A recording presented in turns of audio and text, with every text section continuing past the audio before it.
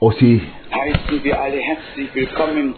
cet après-midi, nous vous souhaitons à tous la bienvenue dans le précieux nom du Seigneur, spécialement tous les invités, tous ceux qui sont là, les visiteurs des pays voisins, et partout d'où vous pourriez venir, que Dieu nous bénisse tous ensemble. Je pense à nos frères qui traduisent, que Dieu vous bénisse, vous aide. Je sais, le frère Couffin dit parfois, tu parles assez lentement, mais subitement le feu vient en toi, et alors ça devient plus rapide, et alors ça devient plus difficile avec la traduction. Mais Dieu accorde sa grâce pour tout.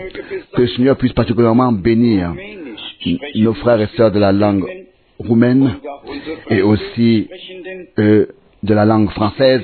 Je pense toujours à ce que ils ne reçoivent pas tout comme on le reçoit en allemand en ce qui concerne tout le service divin, mais malgré tout nous espérons que tout fonctionne assez bien et que la traduction aussi est bénie et que tous puissent suivre, écouter et vivre. Je devais penser encore à hier soir et aussi au cœur que le frère Branham a chanté de tout son cœur. Ils viennent de l'Est, ils viennent de l'Ouest, ils viennent du Sud et du Nord, ils viennent des montagnes, ils viennent des vallées, à l'endroit où l'âme se repose. Nous pouvons dire la même chose et vivre la même chose dans ces jours. J'ai déjà donné le compte-rendu hier, j'ai pas besoin de le faire. J'ai plus besoin de le faire aujourd'hui. En fait, à la fin de la réunion hier soir, nous avons eu une surprise étrange. Je ne sais pas si le jeune couple est encore ici, qui était là, qui est venu devant hier soir. Êtes-vous encore ici, le jeune couple? Sûrement pas, ils étaient en voyage. Cela s'est passé en 1983. J'avais eu des réunions en Syrie, en Jordanie, en Égypte, donc en fait dans la région du Golfe. Et alors que j'étais au Caire, j'ai pensé, va aux pyramides et monte c'est la plus belle jusqu'au sommet, et c'est ce que j'ai fait aussi. Et quand j'étais arrivé en haut, je voulais rentrer dans la chambre qu'on appelle la chambre du roi, et il l'avait fermée.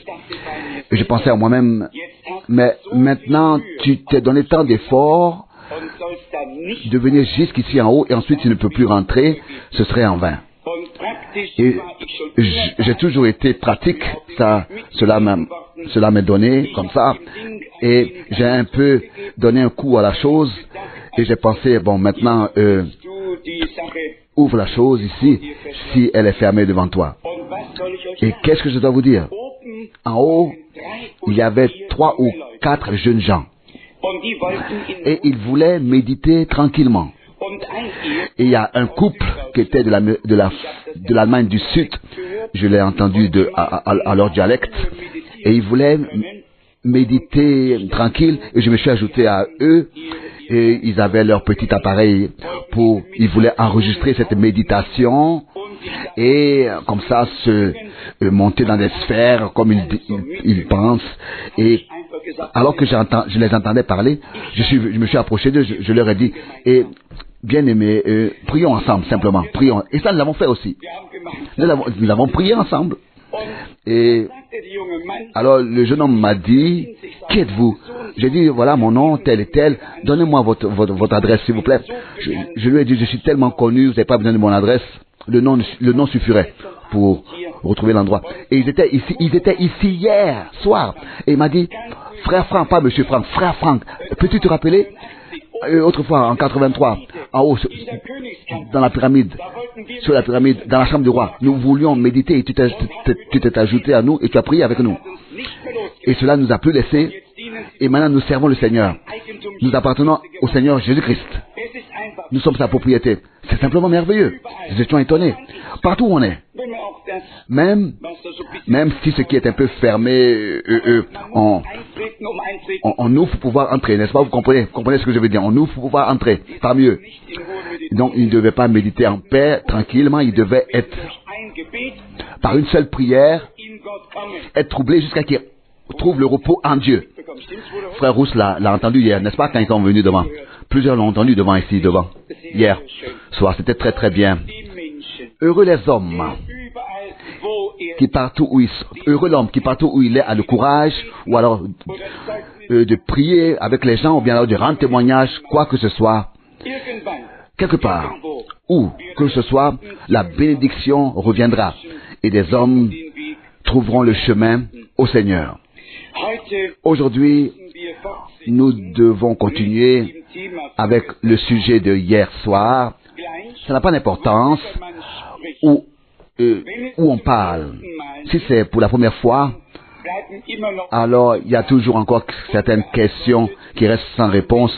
Et avec l'aide de Dieu, nous voulons encore aujourd'hui lire plusieurs écritures pour de la Bible nous le montrer clairement. Nous savons, n'est-ce pas, qu'il y a des élus, qu'il y a des appelés. Nous savons qu'il y a une épouse, qu'il y a une église. Et nous savons que l'épouse, en tant que troupe des vainqueurs, comme troupe des vainqueurs, naîtra de l'église, sortira de l'église. Et nous savons que Israël, que Dieu d'abord va faire avec Israël, d'abord avec les 144 000, le commencement. Il se tournera à Israël, il fera le commencement avec les 144 000, et ensuite il est décrit que Israël sera sauvé dans son entièreté, parce que de Sion viendra le Sauveur. Donc il y a beaucoup de choses dans le royaume de Dieu. Nous ne sommes pas les seuls, ne vous inquiétez pas. Dieu a planifié plusieurs choses qu'il exécute aussi. Je voudrais à cela lire dans Matthieu 4 d'abord, en ce qui concerne le royaume de Dieu, pour en cela un peu nous donner plus de clarté sur ce mot royaume de Dieu, cette expression royaume de Dieu, mystère, royaume de Dieu, oui, mystère du royaume de Dieu, etc. J'aimerais lire dans Matthieu 4, verset 23. Matthieu 4, verset 23.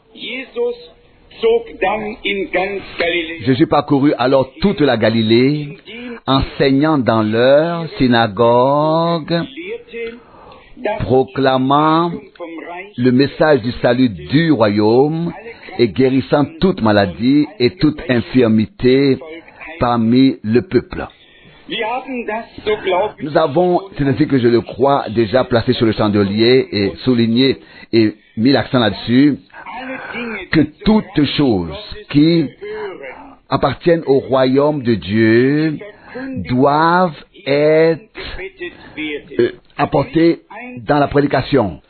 Pas de manière unilatérale, mais en incluant tout selon la révélation que Dieu, dans ce temps, par sa grâce, nous a donnée. La révélation par l'Esprit d'une bouche mandatée, ou bien alors par une bouche mandatée, transmettre cette révélation que nous avons reçue par une bouche mandatée. Nous savons qu'il n'y a eu aucun temps dans lequel la parole de Dieu a été prêchée, apportée si claire, si exacte, si profonde, si haute, révélée et dans toute sa largeur et sa profondeur et sa hauteur.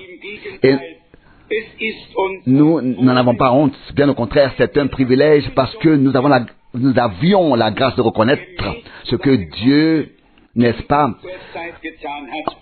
a fait dans notre temps en accord avec sa parole. C'est peut-être que nous n'avons pas honte de l'homme qu'il a utilisé d'une manière particulière, utilisé notre bien-aimé frère Branham. Ici, il nous est dit que Jésus a commencé à enseigner et il a proclamé le message du salut du royaume, l'évangile. Pas seulement prêché, mais il a enseigné. Et c'est une grande différence entre une prédication qu'on tient et un enseignement qu'on apporte. Un enseignement entre dans les détails de la parole de Dieu. Pendant une prédication, seulement des points culminants peuvent être touchés, mais lors d'un enseignement, les détails sont transmis au peuple de Dieu, les détails de la parole de Dieu, pour que ces détails puissent être reconnus, vus et crus. De Matthieu 6, j'aimerais lire le verset 10. Matthieu 6, verset 10.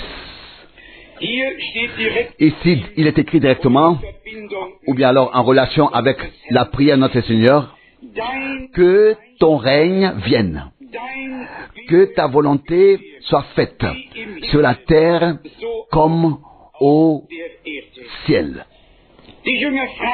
Les disciples demandèrent autrefois au Seigneur, est-ce en ce temps que tu rétabliras le royaume,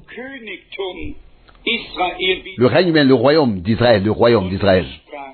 Et le Seigneur leur a dit, ce n'est pas à vous de connaître les temps ou les moments que le Père a fixés sur sa propre autorité, même vous recevrez de la puissance. Quand le Saint-Esprit surviendra sur vous. Maintenant, venons à cette partie importante dans Matthieu 13. Aujourd'hui, je vais lire plusieurs écritures et m'arrêter seulement aux points qui doivent être obligatoirement, nécessairement éclaircis. Matthieu 13, verset 19. Ici, il est écrit, en tout homme qui entend la parole du royaume et ne la comprend pas, le malin vient arracher ce qui a été semé dans son cœur. En cet homme, la semence est tombée le long du chemin. On peut écouter la parole de Dieu et l'accepter, mais si elle nous est pas révélée par le Saint-Esprit,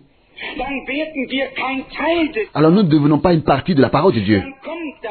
Alors la parole de Dieu vient et part. Nous l'écoutons, mais nous ne la comprenons pas. Nous ne pouvons pas classer les choses dans leur contexte. C'est seulement quand elle nous est révélée par la révélation divine que nous avons une compréhension divine sur la parole de Dieu, que nous recevons par la révélation divine, une compréhension divine de la parole de Dieu. C'est comme ça seulement que nous devenons une partie de la parole. Alors cela reste, elle reste en nous. C'est une différence. Est-ce que elle fait que être entendue et elle repart, que nous faisons que l'entendre, ou bien est-ce que la parole en nous peut rester? Que Dieu me l'accorde, que Dieu nous l'accorde à tous. Que la parole en nous puisse rester dans notre cœur et que nous puissions aussi rester dans la parole de Dieu. Qu'elle puisse demeurer en nous et que nous puissions demeurer en elle pour que Dieu puisse recevoir ce qui nous revient de plein droit. Matthieu 13, nous lisons maintenant le verset 38. Matthieu 13, verset 38. Ici il est écrit, le champ, c'est le monde. Le bon grain, ce sont les fils du royaume. L'ivraie, au contraire, ce sont les fils du méchant. Ici, même les enfants de Dieu qui sont nés de Dieu par la semence incorruptible de la parole de Dieu, par l'Esprit, sont appelés fils du royaume. Et désignés ici fils du royaume. Comment est-ce que nous entrons dans le royaume de Dieu? Jésus le disait déjà dans Jean 3. Si ce n'est que quelqu'un naisse de nouveau, nous l'avons exposé ici. Le dessein de Dieu constitué à ce que de sa propre, de sa nature, il est des fils et des filles qui ont sa nature. Je l'ai dit il n'y a pas longtemps ici. Alors que Dieu le Seigneur créait le premier Adam, il était créé à l'image de Dieu, mais il n'avait pas la vie de Dieu, il n'avait pas la nature de Dieu, il n'était pas sorti de Dieu, issu de Dieu, il n'était que créé à son image. Et ensuite, même d'un corps qui était de terre, donc terrestre. Mais avec le deuxième Adam, Dieu a suivi un objectif plus élevé, car le deuxième Adam est sorti de Dieu, est issu de Dieu. Jésus disait, croyez que je suis issu de Dieu, sorti de Dieu, et que je suis dans le Père, et que le Père est en moi. Et ça, c'est cette nouvelle création. La nouvelle création, engendrée par l'Esprit. Même nature. La même nature. Là, les théologiens se disputent sur la Trinité, sur l'unité. C'est pas nécessaire. Dieu s'est révélé pour que nous, ce n'est pas pour que nous puissions discuter là-dessus, mais Dieu s'est révélé en Christ pour se révéler à nous par Christ. Il l'a engendré, lui, comme le premier-né, et il a dit, tu es mon fils. Je t'ai aujourd'hui engendré. Mais maintenant, nous devons nous aussi reconnaître ce aujourd'hui et être engendré du même esprit pour avoir la même nature que celle de notre Sauveur et Rédempteur. C'est ainsi que nous reconnaissons ici de cette parole de l'Écriture. Il n'a pas encore été manifesté ce que nous serons. Mais quand cela sera manifesté, nous lui serons semblables. Ça, ce n'est pas seulement une promesse. Ça, c'est un fait de Dieu. Quand la perfection viendra, l'achèvement viendra, les rachetés seront semblables au Rédempteur. Alors là, il s'agit de la troupe des vainqueurs. Laissez-moi lire ici encore de Matthieu 13, maintenant le verset 52. Ici, il est écrit, Matthieu 13, 52 maintenant. Alors il leur dit, c'est pourquoi tout scribe, ou bien alors ici il devrait être écrit, tout enseignant formé à l'école du royaume des cieux est semblable à un maître de maison qui tire de son trésor des choses nouvelles et des choses anciennes. Cela va à cela. Que les deux trouvent que les deux sont employés, utilisés. L'Ancien et le Nouveau Testament sont apportés en une seule unité, peuvent être apportés à une seule unité. Alors que le Seigneur, après sa résurrection, parlait et était parmi eux, il ne s'agissait pas de la tempête, du vent et de la météo, mais il s'agissait des choses du royaume de Dieu. Je vais vous le lire dans Actes des Apôtres, chapitre 1, verset 3. Actes des Apôtres, chapitre 1, verset 3. Après qu'il eut souffert, il leur apparut vivant et leur en donna plusieurs preuves, se montrant à eux pendant 40 jours et parlant avec eux des choses qui concernent le royaume de Dieu. C'était autrefois son désir, et c'est encore aujourd'hui son désir. Nous devons savoir ce que Dieu fait dans son royaume pour pouvoir ensuite en avoir part. Hier, nous avons parlé de ce que Apocalypse 7 concerne. Donc, cette grande troupe qui est mentionnée ici dans Apocalypse 7 sont les vierges folles qui aussi allaient à la rencontre de l'époux, mais n'étaient pas prêtes pour être au festin des noces. Et on m'a approché déjà à cause de cela, et c'est très bien parce que parfois des versets bibliques sont semblables et malgré tout pas semblables, pas similaires. Et j'aimerais répondre à la question qui m'a été posée. Nous la trouvons dans Matthieu 25, verset 12. Matthieu 25, verset 12. Mais il leur répondit, en vérité, je vous le dis, je ne vous connais pas. Veillez donc, car le jour et l'heure vous sont inconnus. Le poids de la question semblait reposer sur l'expression « je ne vous connais pas ». Je ne vous connais pas.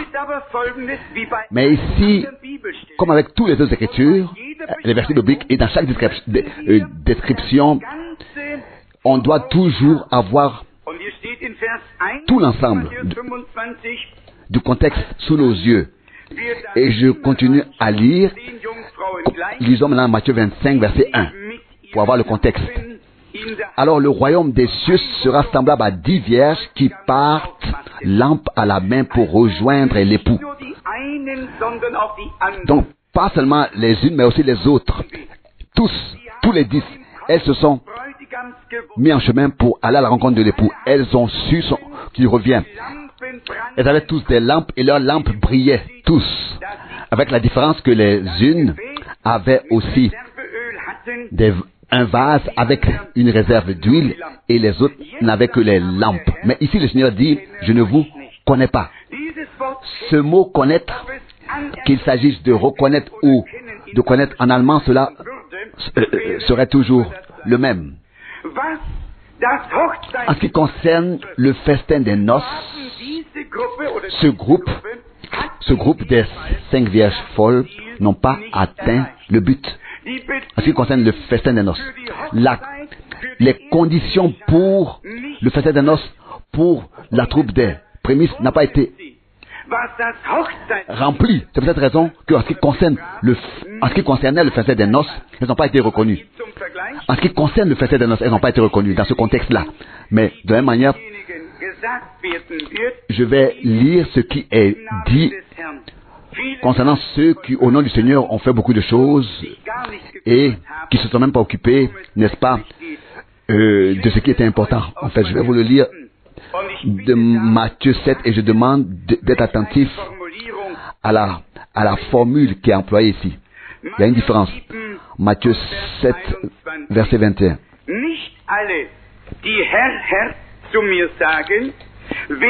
Matthieu 7, 21, ce ne sont pas tous ceux qui me disent Seigneur, Seigneur qui entreront dans le royaume des cieux, mais seulement ceux qui font la volonté de mon Père qui est dans les cieux. Beaucoup me diront en ce jour-là, Seigneur, Seigneur, n'avons-nous pas prophétisé en la puissance de ton nom, chassé les mauvais esprits en la puissance de ton nom, et accompli beaucoup de miracles en la puissance de ton nom? Mais alors, je leur déclarerai, jamais je ne vous ai connu. Retirez-vous de moi, vous qui pratiquez le péché. Vous voyez ici, toute une autre formule. Retirez-vous de moi, vous qui pratiquez le péché. Vous avez utilisé mon nom, mais vous n'avez pas marché dans mes voies. Vous avez dit Seigneur, Seigneur, mais vous n'êtes pas occupé de ce que j'ai ordonné de faire. Vous avez fait en mon nom vos propres affaires. Ce n'est pas moi, mais c'est vous que vous avez glorifié. Ce n'est pas mon œuvre que vous avez faite, mais votre œuvre, votre propre œuvre. Retirez-vous de moi, vous qui pratiquez le péché. Retirez-vous de moi, arrière de moi. Je ne vous ai jamais connu. Nous remarquons tous, n'est-ce pas, que c'est une autre formule ici. Et cela concerne tout un autre groupe, c'est-à-dire ceux qui, dans cette dernière génération, charismatique ici et charismatique là, des signes, des prodiges et des miracles ici et là-bas, et le nom de Jésus ici et le nom de Jésus là. Maintenant, Seigneur dit, vous me dites Seigneur, Seigneur et vous m'appelez Seigneur et Maître, et vous avez raison de le dire, car je le suis réellement. Mais si moi, le Seigneur et le Maître, je vous ai donné un exemple, alors vous êtes aussi obligés de vous le faire les uns les autres, comme je vous l'ai fait à vous. Dieu veut des gens qui mettent sa parole en pratique et pas seulement des gens qui se bornent à l'écouter. Est-ce que vous remarquez la différence? Là, un groupe d'hommes qui dit Seigneur, Seigneur, ça nous avons fait ceci, ça nous avons fait et ça, et ça, et ça. Et tout cela en puissance de ton nom, en la puissance de ton nom. Et le Seigneur dit, retirez-vous de moi, vous qui pratiquez le péché, je ne vous ai jamais connu. Dans Matthieu 25, la chose est différente, très différente. Ici, il s'agit seulement de ce que le premier but, le but principal, n'a pas été atteint.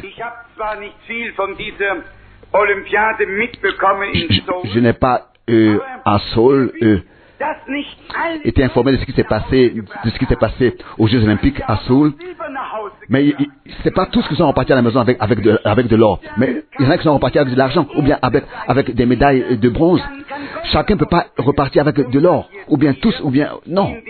Donc ici, pour apporter cette comparaison ici, je crois que c'est Paul aussi qui s'est référé à cela autrefois et qui écrit dans 1 Corinthiens. Je voudrais vous le lire, si je le trouve, dans 1 Corinthiens, que c'est pas tous qui seront couronnés, c'est pas tous qui sont couronnés, mais seulement ceux qui ont combattu selon les règles et pour ne pas être disqualifiés. Ce sont pas tous qui atteignent le but. Je crois que c'est dans 1 Corinthiens, chapitre 9, verset 24. 1 Corinthiens, chapitre 9, verset 24. Ne savez-vous pas que ceux qui courent dans les champs de course courent tous, mais qu'un seul obtient le prix de la victoire? Courez donc de manière à l'obtenir. Est-ce que vous remarquez de quoi il s'agit? Tous. Nous sommes dans les champs, dans le champ de course. Et ici suit le conseil, et cela nous est mis dans le cœur, n'est-ce pas, au verset 24, au verset 25. Et cela s'applique à ceux qui veulent atteindre le but. Or, quiconque veut participer à la compétition s'impose l'abstinence sous tous les rapports. Cela pour recevoir une couronne corruptible. Et nous, une couronne incorruptible. Moi donc, je cours non pas sans but, comme à l'aventure. Je frappe non pas comme battant l'air. Non pas comme battant l'air.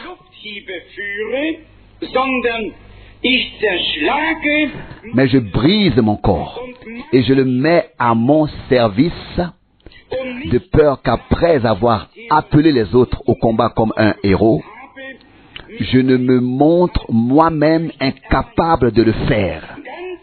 Ça n'a pas d'importance. Qui nous sommes? Nous devons avoir une chose sous nos yeux.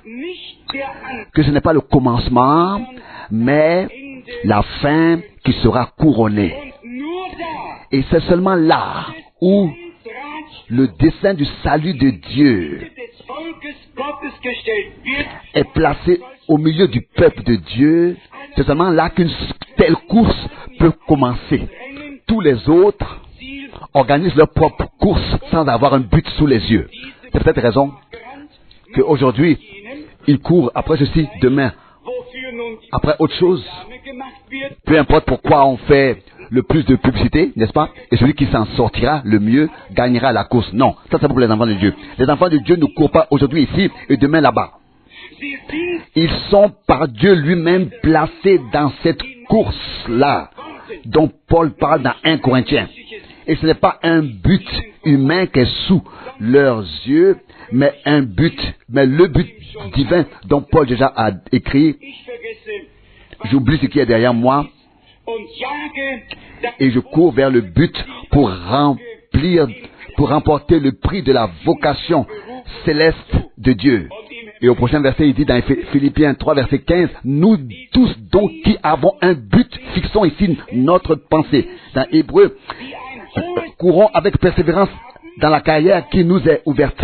Donc il y en a qui ont un but élevé sous les yeux, le but le plus élevé. La vocation la plus élevée, c'est-à-dire c'est de prendre part au changement du corps et à l'enlèvement et d'être transformés ainsi à l'image et d'être changés à l'image de Jésus-Christ. Qui de nous veut atteindre ce but? Dites Amen. Ce serait bien. Et par la grâce de Dieu, jusqu'à maintenant, la course se passe bien par la grâce de Dieu. Assez bien. Nous devons nous abstenir de beaucoup de choses. Plusieurs choses qui nous chargent, nous en débarrasser. Et là, Jacques, d'une manière particulière, avertit au chapitre 5 de son épître que nous devons, n'est-ce pas, nous dépouiller de toutes ces choses et ensuite pouvoir nous attendre au retour du Seigneur et aller à sa rencontre. Je continue à lire dans 2 Corinthiens, le chapitre 11. 2 Corinthiens, chapitre 11, verset 1.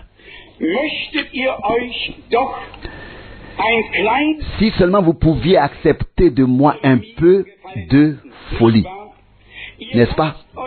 Tel que je le fais pour vous.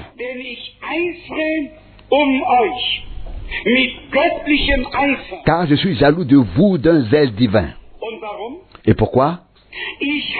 Puisque je vous ai fiancé à un seul homme, pour vous amener à Christ comme une vierge pure.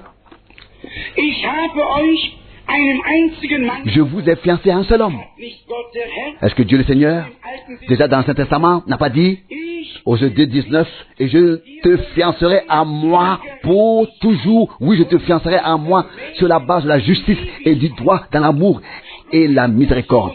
Dieu l'avait déjà par les prophètes de l'Ancien Testament annoncé à l'avance. Et autrefois, alors que Jean avait son service, il disait, celui qui a l'épouse, c'est l'époux. Et l'ami de l'époux écoute ce cri et se réjouit, etc. Vous connaissez tous cette écriture. Ici, Paul a dit, car je suis jaloux de vous d'un zèle divin. 2 Corinthiens 11, verset 2. Paul était soucieux que les gens ne deviennent pas seulement croyants, mais soient aussi obéissants en suivant et servant le Seigneur et pour pouvoir atteindre le but divin. Et je dois le dire, que le ministère de Frère Branham était du même caractère. Et c'est pour cette raison qu'il ne pouvait pas faire de compromis.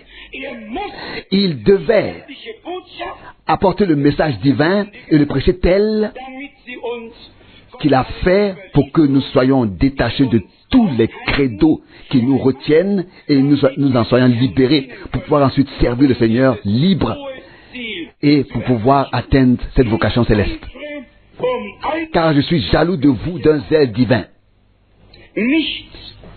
Rien serait plus grave qu'un homme de Dieu vive qu'après après des années de ministère, il voit qu'il n'y ait pas un résultat, un fruit qui soit récolté pour le Seigneur. Et je crois que je me rappelle cette vision que Frère Branham avait reçue de l'épouse. Il pleurait en racontant cela. La voix lui a dit, maintenant, tu verras l'épouse passer. Et vous savez ce que c'est. Et voilà, qu'est-ce qu'il voit? Il lui a montré l'épouse telle qu'elle était au commencement. Une épouse glorieuse, sans tache, sans ride, marchant au même pas. Tout dans un ordre parfait. Et ensuite, subitement, une autre épouse arrive. C'est très malin, bizarrement, devant une femme avec un nez tordu, se comportant comme une sorcière, et c'est elle qui conduit tout le reste derrière elle, avec la musique ramba-samba. Et qu'est-ce que je dois vous dire? Et alors il lui a dit, ça, c'est l'épouse des États-Unis. Que là, en voyant cela, Il s'est senti mal. Ça, il ne l'a pas seulement dit. Ça, on peut tous nous l'imaginer. En pleurant. Celui qui écoute la bande magnétique, il peut l'entendre, il pleure. Quand on fait que le lire la brochure, peut-être que les choses sont un peu ennuyantes, mais quand on écoute la bande magnétique, on l'entend pleurer, briser. L'homme de Dieu dit, Seigneur, est-ce que c'est ça le résultat de toutes les années de ministère et du ministère des autres, du travail des autres? Et il a dit, et il a pleuré, et il a dit, Seigneur, fais-nous grâce et pitié de nous. Et vous connaissez tous ce qui s'est passé subitement.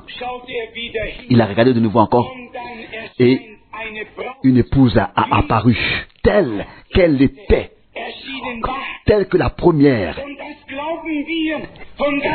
Et ça, nous le croit de notre cœur, telle qu'était la première qu'il avait vue dans la vision. Donc ce n'est pas, ce qui comptera, ce ne sera pas la moitié du temps, mais ce qui va apparaître à la fin de ce ministère divin, comme message divin, comme résultat du message divin, ce qui sera préparé par ce message, comme épouse de l'agneau, sans tache, sans gris irréprochable, qui apparaîtra devant le Seigneur. Nous ne voulons pas seulement prendre part à la course. Autrefois, j'étais aussi un sportif. Aujourd'hui, on ne le remarque pas. Mais je peux toujours bien courir et marcher. Et j'avais toujours ce vice-là d'être le premier. Et dans les devoirs à la maison, j'ai un peu fait les choses différemment, n'est-ce pas? Mais quand il s'agissait de courir ou bien d'atteindre quelque chose, là j'étais toujours là. Et je pense que ça devrait être aussi vu spirituellement, nous devons tous être présents. Quand il s'agit d'atteindre le but éternel, alors nous ne pouvons pas comme ça, nous n'avons pas le droit de tricher. On n'a pas le droit de tricher. Si on n'a pas fait son devoir, un peu copier sur l'autre, non. Et cela pourrait avoir des conséquences. Nous devons faire tous ensemble, en sorte que nous puissions avoir écouté la parole et qu'elle nous ait été révélée et que nous l'ayons compris, ce qui a été dit, ce qui a été prêché, ce qui a été enseigné, et que nous puissions ensuite devenir une partie de la chose et ensuite pour être conscient de Dieu et des choses de Dieu. Paul voulait amener au Seigneur une vierge pure qui n'a pas de tâche, mais quelque chose qui pourrait être reproché. Mais comme disait autrefois, dans 2 Corinthiens 11, il le dit ici, il dit, au verset 3 maintenant, « Mais je crains que, comme le serpent séduisit autrefois Ève par sa malice, ainsi vos pensées ne soient entraînées vers le mal, loin de la simplicité et la pureté des sentiments à l'égard de Christ. » Il y a réellement, encore aujourd'hui, des hommes qui très rapidement se laissent entraîner. Les choses ne vont pas assez rapide pour eux. Il n'y a pas assez de choses qui se passent d'après eux. Et ça, on l'a déjà dit. Notre devoir, maintenant, c'est d'apporter la parole révélée jusqu'aux extrémités de la terre. Car la fin que Dieu va faire doit avoir lieu dans le monde entier. Et avant que cet achèvement ait lieu dans le monde entier, il faut que tous les peuples, les langues et les nations aient été atteints. Toutes les nations aient été atteintes et aient écouté ce dernier message et aient ainsi reçu la possibilité de prendre part à ce que Dieu fait maintenant. Moi aussi, les choses vont trop lentement pour moi. Peut-être que je le ressens plus même que certains qui sont ici aujourd'hui ou bien qui ne le sont pas.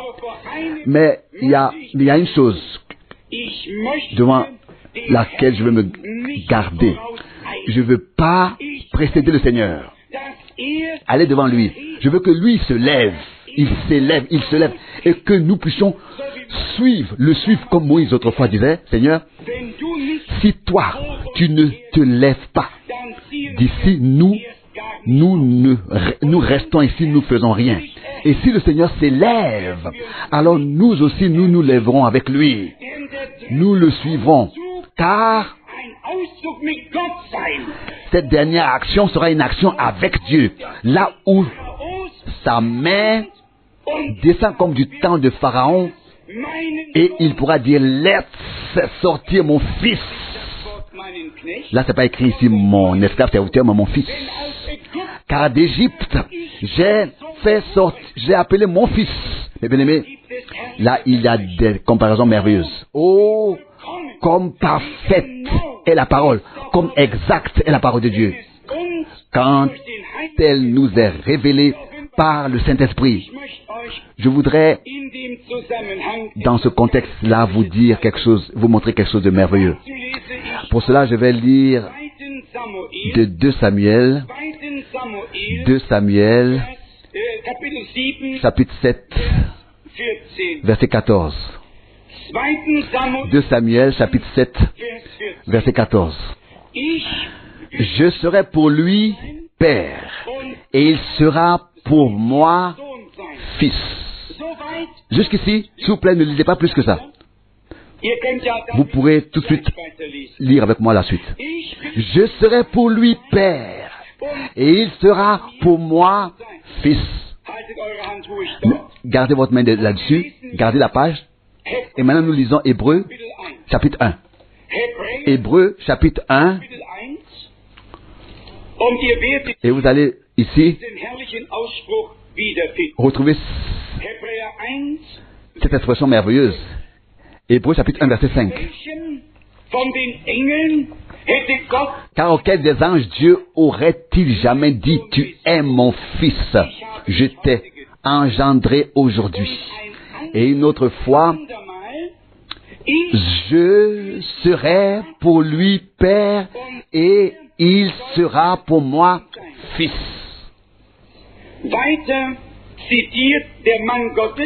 L'homme de Dieu cite de l'Ancien Testament, il ne cite pas le reste de l'Ancien Testament. Je vais vous montrer aussi pourquoi. Paul s'arrête ici, il cite 2 Thessaloniciens 7, verset 14, mais il ne cite pas la suite du verset. Mais moi, je vais vous lire tout le verset. De 2 Samuel 7, verset 14. Je serai pour lui père et il sera pour moi fils, de sorte que s'il fait une faute, je le châtierai avec une verge d'homme. Là, il est maintenant dans 2 Samuel 7, verset 14. Il lit la suite. D'homme et avec des coups d'homme. La première partie s'applique parfaitement et de manière merveilleuse à notre Seigneur, de manière majestueuse. Mais la deuxième partie, s'il fait une faute, cela peut s'appliquer au fils naturel de Samuel, ou bien à nous, comme fils et filles, mais notre Seigneur était Seigneur. S'il avait fait des fautes, mais nous aurions tous seraient allés de travers. Il était le parfait. Et ce qui, pour justement redresser les erreurs que nous avons faites et ôter le guion de la mort et la puissance de la mort. Vous avez vu, l'écrivain de l'Épître aux Hébreux n'a même pas redonné la deuxième partie de ce verset, parce que cela ne s'applique pas à notre Seigneur dans sa position de fils. Vous me regardez tous comme si vous vouliez dire, mais est-ce que cela est vrai ce que tu dis? Mais à 100%, tout ce qui est écrit dans la Bible est juste et correct. Comme autrefois, dans le prophète Ésaïe, chapitre 61, il était écrit. Et il était écrit concernant aussi le jour de la vengeance. Et dans Luc, le Seigneur a fermé le livre et il a fait que lire seulement là où il devait lire, c'est-à-dire en faisant l'annonce de l'année de la grâce du jubilé du Seigneur. Amen. Et il a fermé le livre, Le jour de la vengeance n'était pas encore là à son époque. Il n'a pas lu le passage. Ici, l'écrivain de l'Épître aux Hébreux, tous prétendent, et ça je le dis aussi, que c'était Paul. Ici, il s'arrête au milieu du verset de 2 Samuel 7, verset 14. Il ne lit pas la deuxième partie, il lit seulement la première partie. Il écrit la première partie et il dit, tu es mon fils, je t'ai engendré aujourd'hui, et une autre fois je serai pour lui père et il sera pour moi fils. Combien croient que cela s'applique à notre Seigneur comme fils de Dieu? À 100%, 100%. Encore une autre question. Est-ce que cette parole est écrite au singulier? À 100%. Je serai pour lui, père, et il sera pour moi fils, au singulier. Maintenant, je vais vous montrer dans le Nouveau Testament comment est-ce que Paul a employé cette parole au pluriel, se rapportant, s'appliquant à tous les fils et les filles de Dieu. Et maintenant, vous allez savoir Pourquoi est-ce que la deuxième partie de 2 Samuel 7, verset 14 n'est pas écrite dans Hébreux 1, verset 5? S'il fait une faute, toi et moi, nous pouvons faire une faute. Alors là, le Seigneur doit nous corriger, doit nous châtier, car il châtie toute fille et fille qui reconnaît comme ses enfants. Il les châtie, il les corrige, il les éduque. Ça, c'est un bon père. Amen. Tout enfant qui aime, qui reconnaît, il les châtie. Maintenant, je vais vous lire ici dans 2 Corinthiens, chapitre 6, à partir du verset 16. 2 Corinthiens 6, verset 16. Quel rapport y a-t-il entre le temple de Dieu et les idoles? Car nous sommes le temple du Dieu vivant. Comme Dieu l'a dit, j'habiterai et je marcherai au milieu d'eux. Je serai leur Dieu et ils seront mon peuple. C'est pourquoi, sortez du milieu d'eux et séparez-vous, commande le Seigneur. Ne touchez pas à ce qui est impur. Et je vous accueillerai. Je serai pour vous un père. Et vous serez pour moi des fils et des filles, dit le Seigneur, le Tout-Puissant. Le même verset, la même parole de 2 Samuel 7, verset 14 est employée ici. Et elle est rapportée à tous les enfants de Dieu, à tous les fils et les filles de Dieu, de la même manière.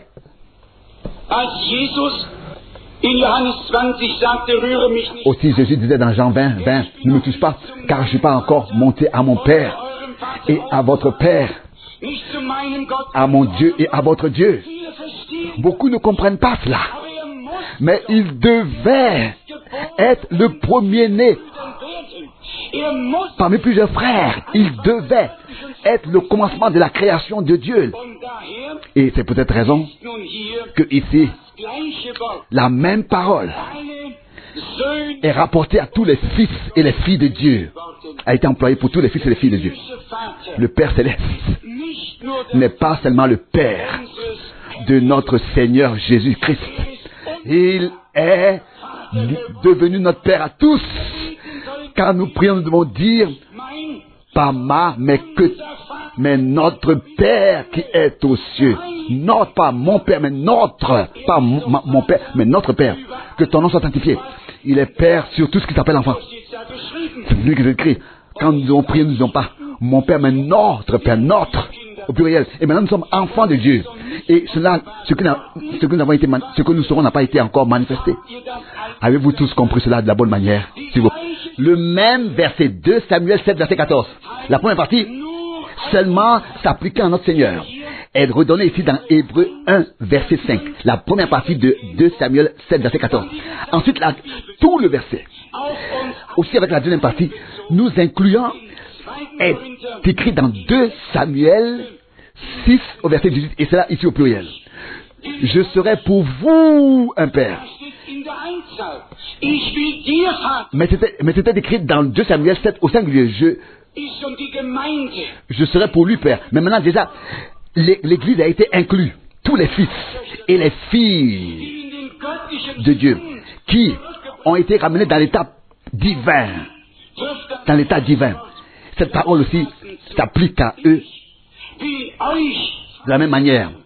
Je serai pour vous un père, et vous serez pour moi des fils et des filles, dit le Seigneur, le Tout-Puissant. Est-ce que nous le sommes ou bien nous ne le sommes pas? Oui, nous le sommes par la grâce de Dieu, nous le sommes devenus. Comme dans Jean 1, il est écrit, l'évangile de Jean, pas selon la volonté d'un homme, mais selon la volonté de Dieu, né de Dieu, selon la volonté de Dieu. Beaucoup d'écritures pourraient être lues. Ce que Dieu avait comme intention, qu'il a commencé à faire en Christ, il continue à le faire jusqu'à ce qu'il puisse dire, me voici, et tous les enfants que tu m'as donnés, Hébreux 2, verset 13, et cela était aussi déjà écrit dans l'Ancien Testament, Ésaïe 8, verset 18, beaucoup de choses qui étaient écrites dans l'Ancien Testament et qui avaient été annoncées à l'avance de manière de manière prophétique liée à l'histoire du salut devait s'accomplir dans le Nouveau Testament. Dans le Nouveau Testament. Et c'est accompli aussi. Et s'accomplit aussi. Une autre comparaison aussi merveilleuse d'Ésaïe, le chapitre 54, Ésaïe 54, au verset 1, il est écrit: pousse des cris de joie, toi qui n'as pas d'enfant, qui n'a pas été mère, éclate en cris de joie et de triomphe, toi qui n'as pas connu les douleurs de l'enfantement.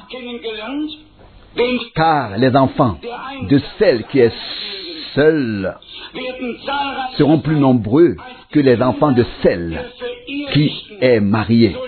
C'est là ce que déclare l'Éternel. Dites sincèrement, qui de nous aurait pu, lié à l'histoire du salut, voir quelque chose? On aurait tous remué la tête. Qui est ici cette femme dans cet amant? Comme il est partout parlé de femmes, n'est-ce pas? Dieu dit à Israël, tu es ma femme, etc. Dans Osée, dans Ésaïe, et ici il dit, pousse des cris de joie, toi, etc. Qui n'est pas mère, qui n'a pas connu les douleurs d'enfantement. De qui il est parlé ici? Qui est cette femme qui est seule? Et qui est la femme qui est mariée? Gloire à Dieu pour les apôtres. Gloire à Dieu pour chaque révélation de sa parole et de son esprit. Quand nous allons dans Galates, nous trouvons la réponse. Là, l'explication nous est donnée par Dieu lui-même. Galates, chapitre 4. Galates, chapitre 4, à partir du verset 24. Vous pouvez lire avant le verset 24 et après le verset 24, peut-être. Oui, verset 24. Galates 4, verset 24. Car c'est au figuré, car ceux-ci représentent deux alliances. L'une du mont Sinaï qui enfante pour la servitude, c'est Agar. Le mot Agar signifie en effet la montagne du Sinaï en Arabie, et elle correspond à la Jérusalem d'aujourd'hui. Car celle-ci est en servitude avec ses enfants. La Jérusalem d'en haut, au contraire, est une libre, et celle-ci est notre mère.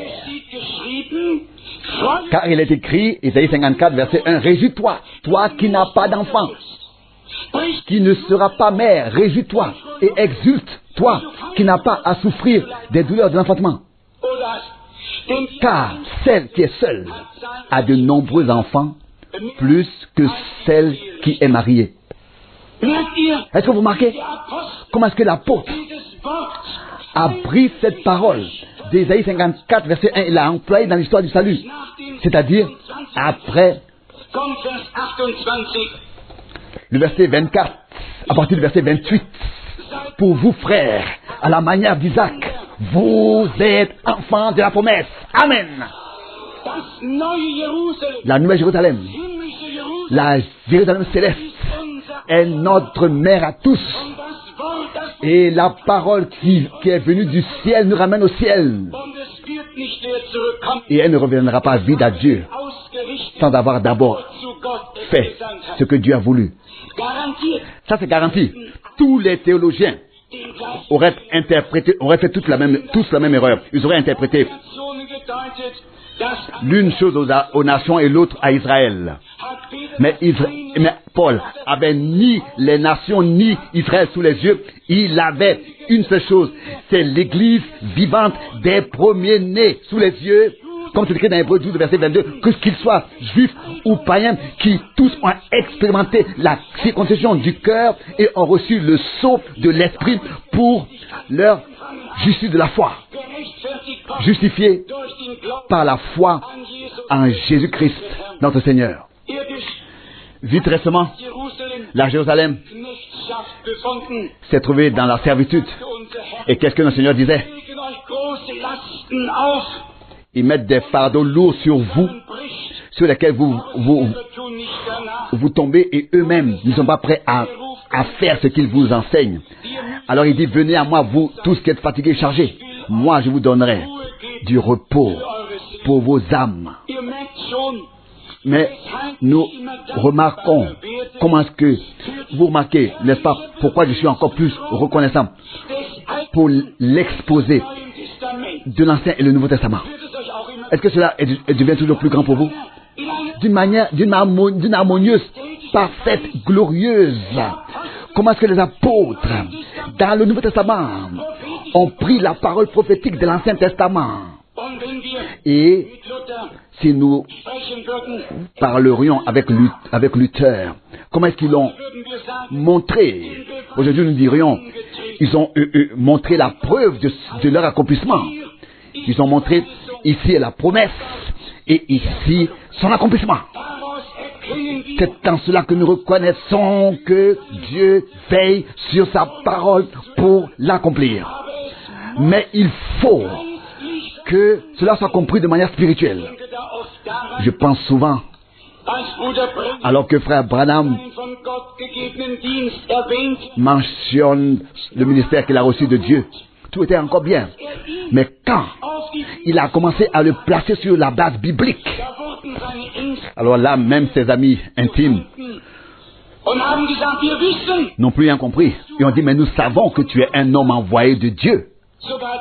Même cet homme qui a écrit ce livre avec toutes ces expériences merveilleuses, avec le titre « Un homme envoyé de Dieu », n'est-ce pas? Qui était un témoin oculaire comme beaucoup d'autres ne l'est pas. Un homme envoyé de Dieu ne l'était pas, pardon. Un homme envoyé de Dieu. On peut écrire tout un livre. Tout un livre, n'est-ce pas, avec un titre, un nom envoyé de Dieu. Mais quand il s'agit vraiment des Écritures, alors on ne sait même pas pourquoi on a écrit tout un livre. N'est-ce pas? Bien sûr, ce qui s'est passé de manière naturelle était glorieux aux yeux de tous les hommes. Et on disait, personne avait ce don que tu as, etc., etc. Mais quand le temps était accompli, cet homme envoyé de Dieu a dit, ici s'accomplit la promesse du prophète Malachi. Voici, je vous envoie le prophète Élie avant le grand jour terrible et redoutable de l'Éternel. Oui, alors là, je vous dis que les amis sont devenus sauvages. Alors il n'y avait plus la grande joie dans la maison de Dieu, n'est-ce pas? Alors là, il y a eu des incompréhensions qui ont apparu. Et pourquoi est-ce qu'elles ont apparu?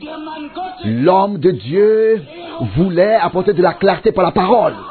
Mais tous ceux qui n'étaient pas prêts à se soumettre sous la parole de Dieu sont allés dans l'égarement. Jusqu'aujourd'hui encore.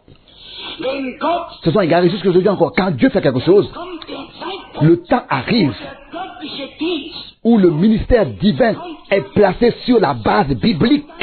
Et c'est à ce moment-là que les esprits se divisent. Celui qui ne peut pas la suivre s'égare et reste derrière. Reste en arrière parce qu'il pense, n'est-ce pas, connaître mieux les Écritures. Les Saintes Écritures. Mais peut-être que c'était aussi réellement ainsi, je ne veux pas citer les deux noms.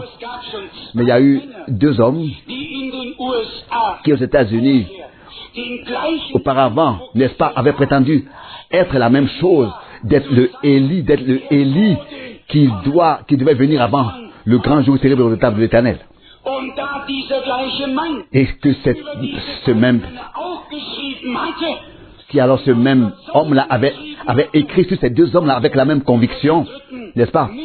Il ne pouvait plus non plus, n'est-ce pas, écrire sur le troisième avec la même conviction. Sinon, il aurait dû lui-même se corriger. Vous comprenez ce que je dis? Même Mahomet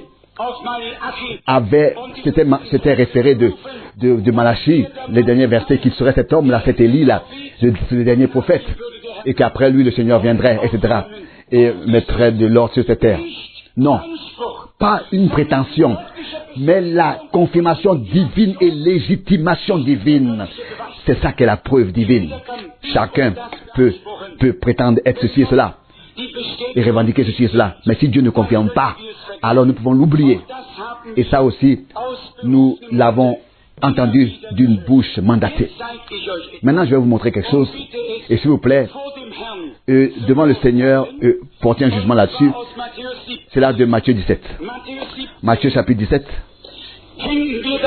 Nous voyons ici cette expérience merveilleuse.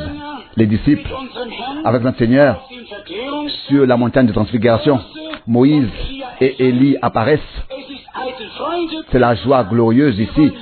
Pierre dit, nous voulons bâtir 3 tentes, une pour toi, une pour Moïse, une pour Élie, et la chose était merveilleuse, n'est-ce pas?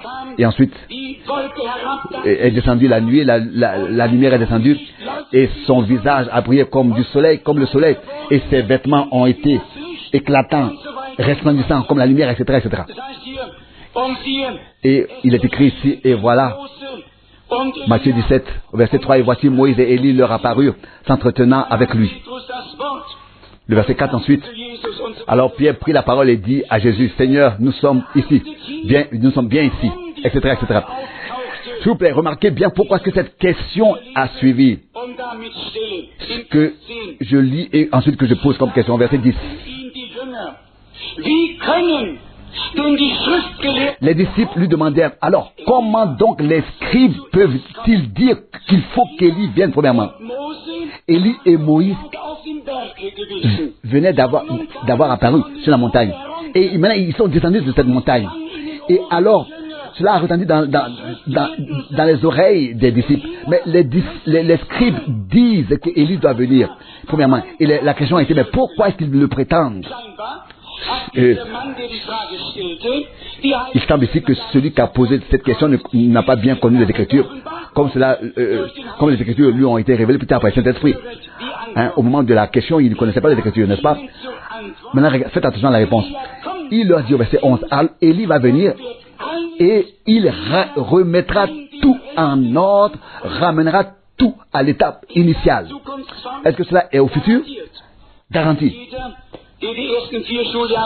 Celui qui a déjà 4 années d'école sait que c'est au futur. Le futur, Élie va venir. Et il remettra tout en ordre. Et là nous disons Amen.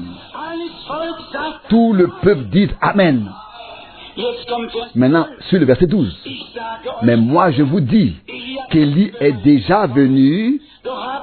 Ils ne l'ont pas reconnu, mais l'ont traité comme ils l'ont voulu.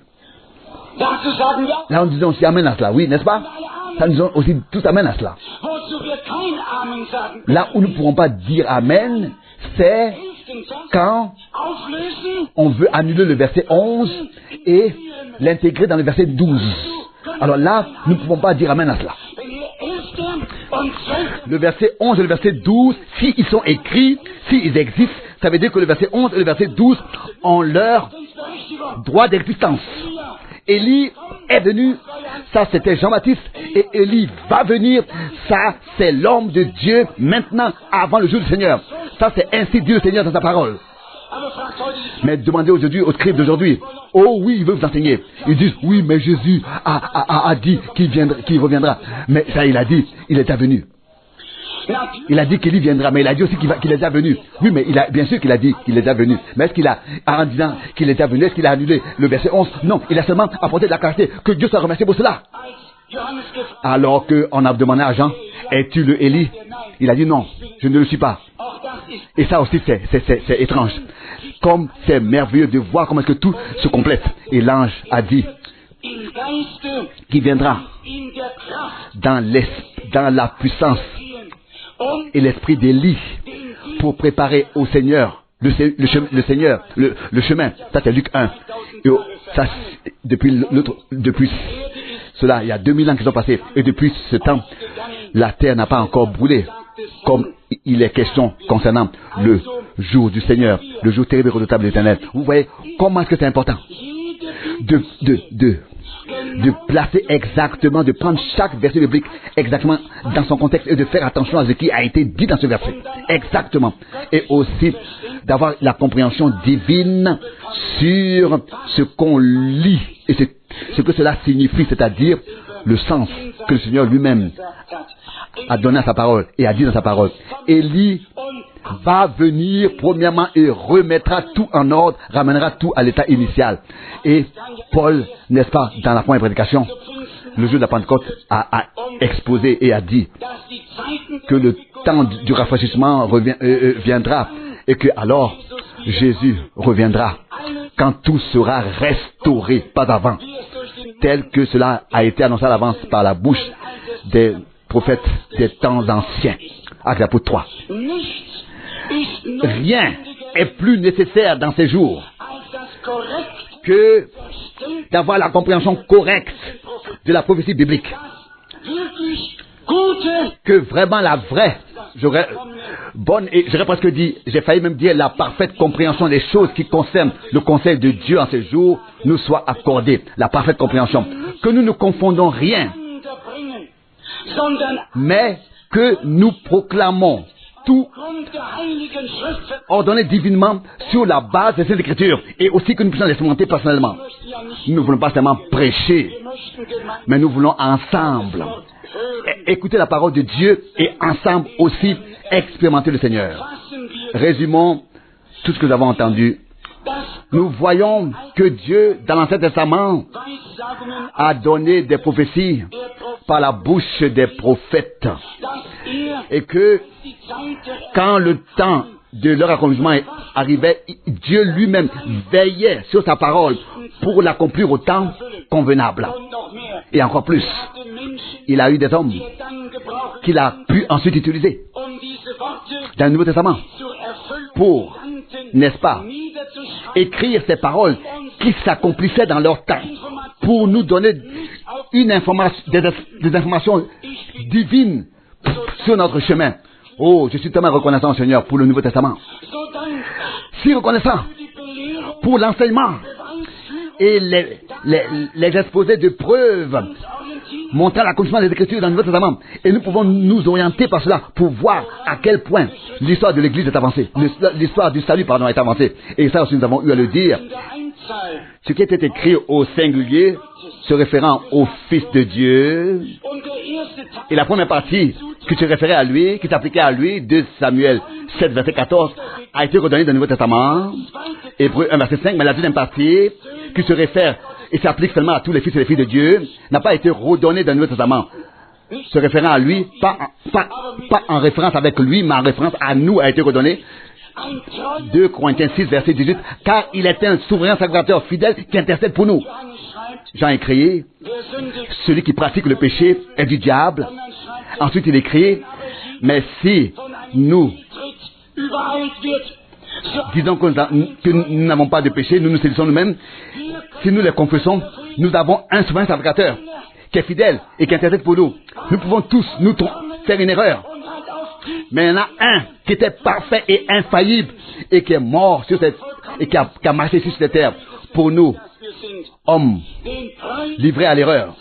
Il a payé le prix pour nous tous, pour nous racheter, pour nous accorder la vie éternelle par sa grâce.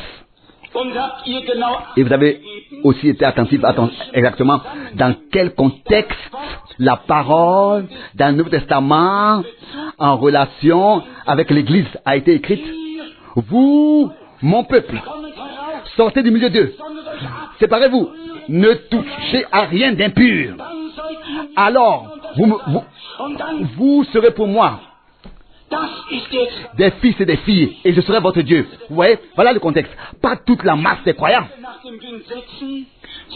qui vont dans toutes les directions, mais vous, mon peuple, sortez du milieu d'eux. Ne touchez à rien d'impur, séparez-vous.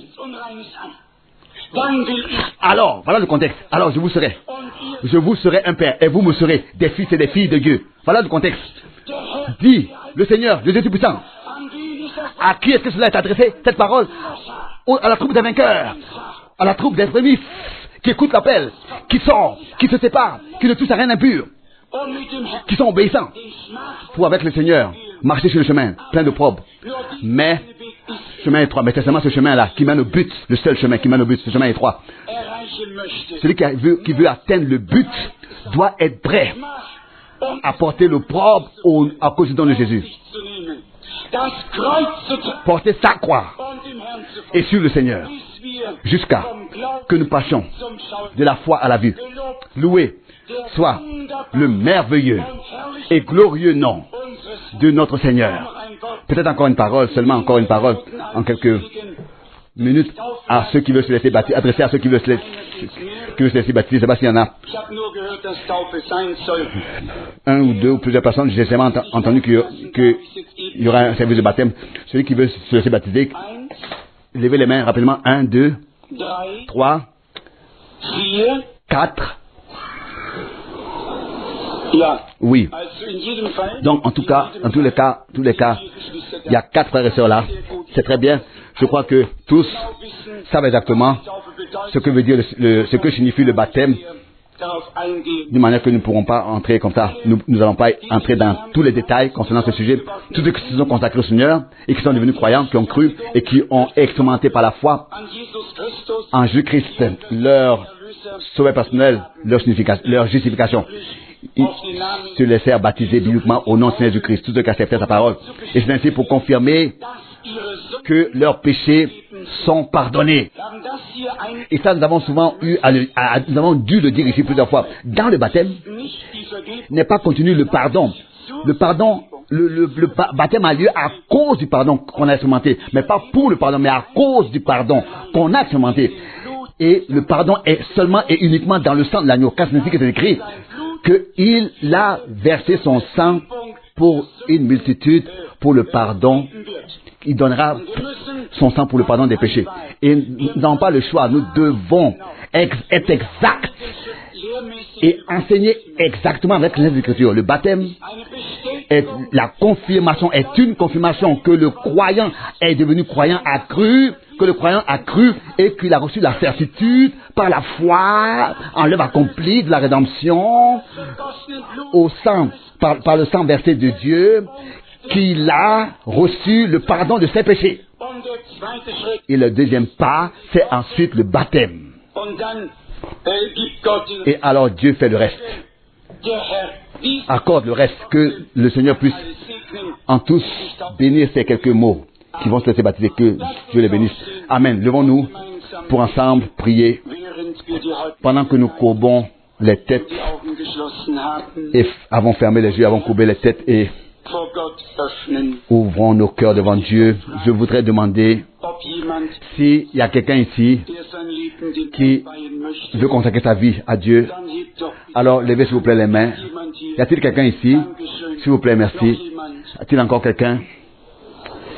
Y a-t-il encore quelqu'un avec d'autres requêtes? Il y a quelque chose que vous avez apporté devant le Seigneur et vous croyez qu'il vous a exaucé. Alors levez aussi les mains. Que Dieu vous bénisse. Que Dieu bénisse, que Dieu bénisse partout.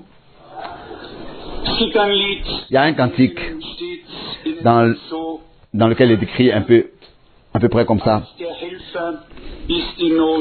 La détresse ne peut pas être plus grande que celui qui secourt, que le Sauveur. Il est toujours plus fort, toujours plus grand que toute détresse, toute tempête, toute maladie. Il est plus grand que tout, tout puissant. Il est plus puissant que tout. Il a dit, il est le tout puissant. Il a dit, il m'a été donné tout pouvoir sur la terre comme chair. Et aucune détresse peut être plus grande que le Sauveur. Chantons crois seulement et nous prions ensemble. Crois seulement. Crois seulement. Crois seulement. Tout est possible. Oh, crois seulement. Crois seulement. Crois seulement. Tout est possible. Oh, crois seulement. Jésus est là. Jésus est là. Tout est possible. Parce que Jésus est là. Jésus est là. Jésus est là. Tout est possible. Parce que Jésus est là. Père Céleste, de tout notre cœur, nous te remercions pour ta présence, pour ta sainte et précieuse parole, pour la lumière claire comme le soleil de la parole prophétique, pour les contextes que tu nous montres toujours plus clairement. Bien-aimé Seigneur, que sommes-nous pour que nous puissions écouter tout cela, entendre et voir et vivre toutes ces choses. Bien-aimé Seigneur, Ce n'est pas de vouloir s'élever. Si nous nous comptons